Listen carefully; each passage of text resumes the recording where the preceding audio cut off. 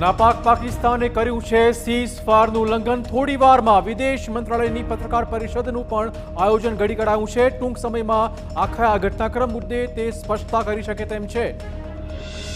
થોડી વારમાં વિદેશ મંત્રાલયની મહત્વપૂર્ણ પત્રકાર પરિષદ, યુદ્ધ વિરામની જાહેરાત પછીની જે ઘટનાક્રમ સર્જાયો છે તે મુદ્દે સ્પષ્ટતા હોઈ શકે છે।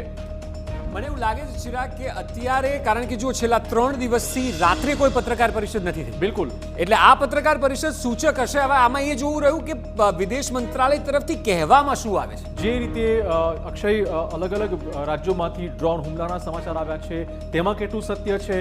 કેમ કે શ્રીનગરમાં હમણાં સેનાએ સ્પષ્ટતા કરી હતી કે તેમાં કોઈ અત્યારે ફાયરિંગ થતું નથી, જે બ્લેકઆઉટ હતું તે અત્યારે હટાવી લેવાયું છે। ટૂંકમાં આ પત્રકાર જે પરિષદ હશે તે આખા આ ઘટનાક્રમ જે મીડિયામાં ચલાવાઈ રહ્યું છે તે મુદ્દે ચોક્કસ કોઈ સ્પષ્ટતા આપશે।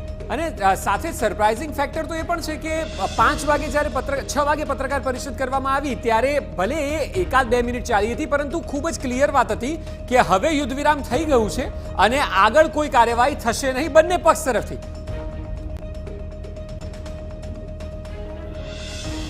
તો ચીને મહત્વપૂર્ણ નિવેદન આપ્યું છે। ભારત પાકિસ્તાન તણાવ વચ્ચે હવે ચીન